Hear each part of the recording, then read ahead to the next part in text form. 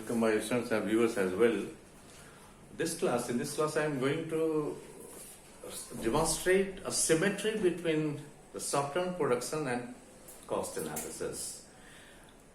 Normally in classes what the teachers do or what we students study, that we first study the production analysis, we analyze everything in the production and then we switch over to cost analysis. And there we just can't understand the symmetry between these two, how the cost is being derived or how the cost analysis is entirely demonstrated by the production analysis. This symmetry becomes very interesting, and I'm in a very one or two videos I'm going to show the students as well as the viewers the symmetry between these two. So let us start from the production analysis. Production function. Production function establishes a functional relationship between inputs and output. Normally we define production function Q as a function of K and L, where Q is the output or the total product, this K and L are the factors or the inputs, whatever you may call it. Under microeconomics, this production function is studied under two time periods. Here in microeconomics, time period enters the analysis. In microeconomics, this division of time period under short run and long run enters into just analysis and theory. In this, rather in this analysis, production analysis, here we analyze this entire this production function under two time periods. One is the short run analysis. Very name itself explains it's a period of short run which does not permit the producer to change all the inputs as per his will. Then what is being done? In the short run, one factor is being kept variable and all rest are being kept constant. So if this is a production function, let us assume that K has been kept constant. So this we have written in the K bar as a fixed capital. So Q becomes the function of L, and this is a fixed factor. This L will be employed with this fixed amount that we shall see in the analysis. This analysis is being named by, or is being called by various names. This is law of variable proportions or law of diminishing returns or laws of returns, whatever we may call it. This is known by these three important names. And second is the long run analysis. Long run permits the producer to change all the variables as per need, requirement, the requirement of the plant and the firm and the production, whatever it may. So in the long run, while all factors are variable, and this analysis is being called returns to scale. Here right now in this class we are concerned with a symmetry between this short run analysis of production and the short run analysis of cost. So let us start from the short run analysis known by law of variable proportions. Very intelligently this law can be explained and can be understood by the students as well. What this law says, this can be explained under 2 points. We have a fixed factor K bar, that is a fixed factor we do have, and with this fixed factor we shall be using the variable factor labor. So this law says that with a fixed factor, when the use of variable factor is increased, with a fixed factor, when the use of whatever is the variable factor is increased, initially the total product, the average product and marginal product all increases. Initially all these three increases, but after a point all these three diminishes. Now what we see, that the increment in these three has started simultaneously. With a fixed factor, when we have used the variable factor and this use has decreased, initially all these three increases, so at the same time simultaneously these three curves increases. But decline is not simultaneous. The fall in all these three doesn't happen at the same time. What happens? The first of all, MP starts declining, then average product declines, and finally total product declines. This is what this law states. With a fixed factor, when the use of variable factor is increased, initially the total product, marginal product and average product all increases, but after a certain point all these three declines. Important point is this decline is not simultaneous, rather first of all MP, we shall see in this diagram, MP will decline, start declining, then MP declines, and finally total product declines. Now the operation of this law of variable proportion can be explained under three stages. And before I start explaining these three stages, under all those three stages, the explanation of a certain stage is nothing rather the behavior and the nature of all these three curves, TP, AP and MP.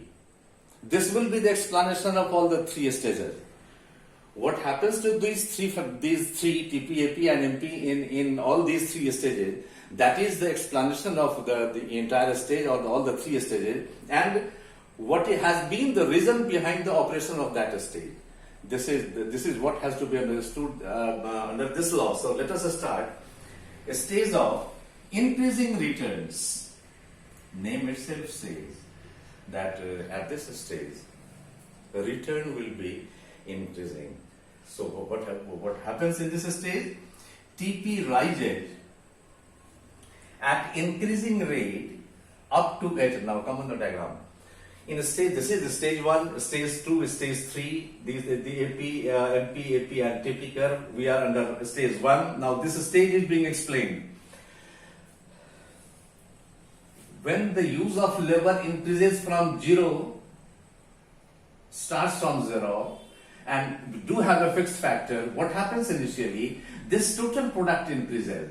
Initially, from origin to H, this curve is convex. So, being a convex curve, what happens up to from 0 to H, TP product increase, TP rather the Q, this Q or the TP increases at increasing rate. At point H, we do have inflection point, and beyond H, the curve is concave. So, by the nature of concave, beyond H, when the use of labor is increased, this total increases but at a diminishing rate. This is what the nature and the behavior of TP. So under stage 1, TP increases at increasing rate up to H, and beyond H, it increases at a diminishing rate. At H, we do have an inflection point. Exactly beyond, just below H, under stage 1, marginal product had attained its maxima. And by attaining maxima, it has started declining. One thing. Secondly, though MP has started declining, but still MP is larger than AP. This is what is under stage 1, that MP is always larger than AP. And now about AP curve. AP continuously increases, and at the border point of stage 1 and 2, AP is at its maxima. And just at this point, MP just coming from above, it cuts AP maxima. So at this point, AP equals MP. So, and one thing is, or could be explained, that if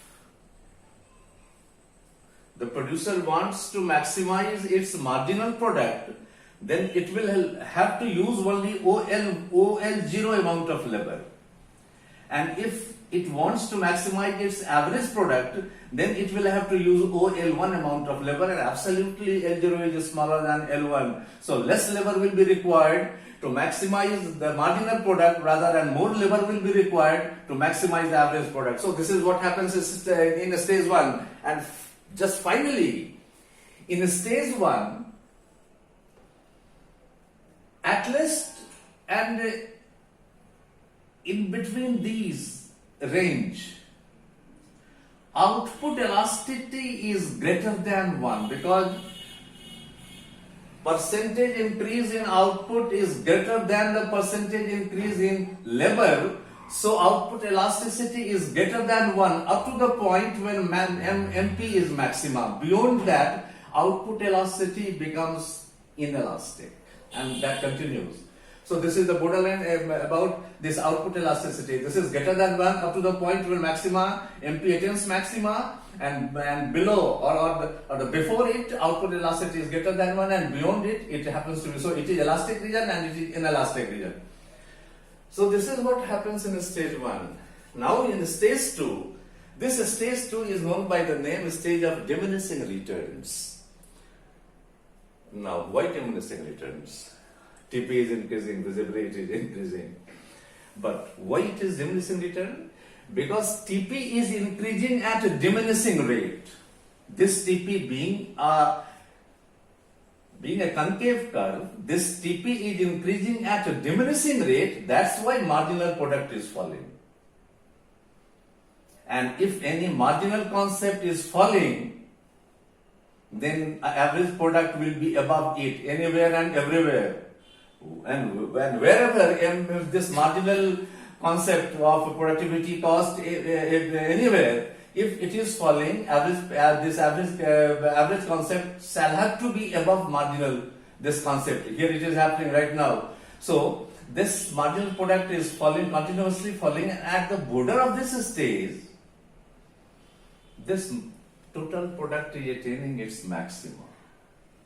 This is the point sought by the producers.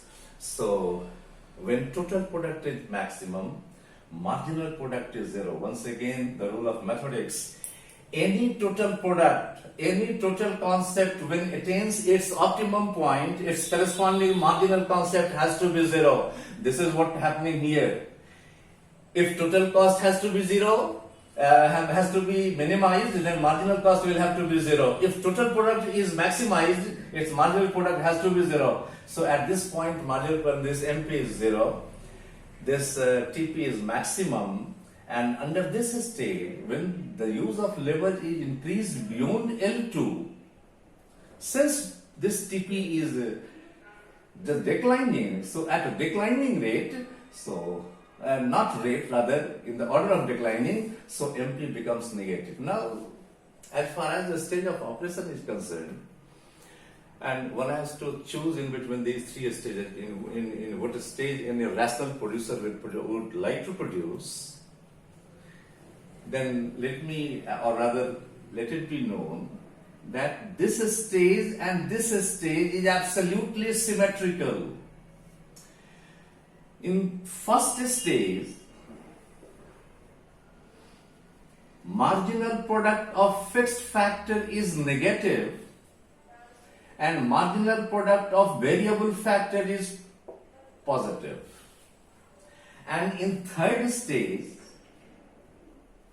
marginal product of variable factor has negative and marginal product of fixed factor almost it becomes positive. So any producer on this planet would not like to operate in case of any negative marginal product. So under stage 1, since fixed factors marginal product is negative, no question of operation in under stage 1, and in stage 3, marginal product of variable factor is negative, once again not acceptable, so production takes place in stage 2. So second stage is the stage of operation. And that's why this law is known by the law of diminishing returns.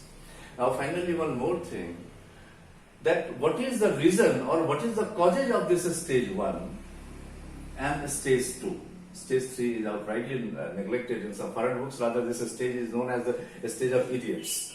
So we don't have to talk much more about this stage. Now in between these two stages, in first stage, or the reason behind the occurrence of first stage is indivisibility of the factor. Yes. Indivisibility of the factor or fixed factor just causes the happening of this increasing returns. And in this second stage, along with this indivisibility, the imperfect substitution between the factors, this fixed and variable, So on account of imperfect substitution between factors is another reason behind the operation of this stage. So this is what about the very reason behind the stage 1 and stage 2, as well as the behavior of all the curves. Because this curve is going to become the cost curve exactly in the upside down way. So if you have understood the nature and behavior of this curve, automatically we are going to get the total cost curve, marginal cost curve, and the average cost curve. Those all curves will be derived right from this curve. So this curve has to be understood in a better way. So here what we see now, as far as the geometrical explanation of the curve is concerned, the total product curve, initially it is convex and then it becomes concave. We shall see in the cost analysis that the total cost curve will be initially concave and then it will become convex, just opposite way. So here TP, what it said, that it had originated as being a convex curve, and then after a point it becomes a concave. Now about the average concept curve, it is a concave parabola. This average product curve is a concave parabola, and marginal product curve is also a concave parabola. We shall see in the cost analysis that the average cost curve will become a convex parabola, marginal cost curve will become just a convex parabola, and these curves will determine and explain the behavior of the cost analysis, which I am going to show in just another video, because this is going to be little bit longer. So let it be here. I have explained the production analysis in detail. Of course, it has been the short-run analysis of the production function. It is not a long-run analysis. So in short-run analysis, 3 stages, the behavior of all these 3 curves. Now we are going to derive the cost curves along with this curve. So that I am going to explain in another video. So this is what for this. Thanks.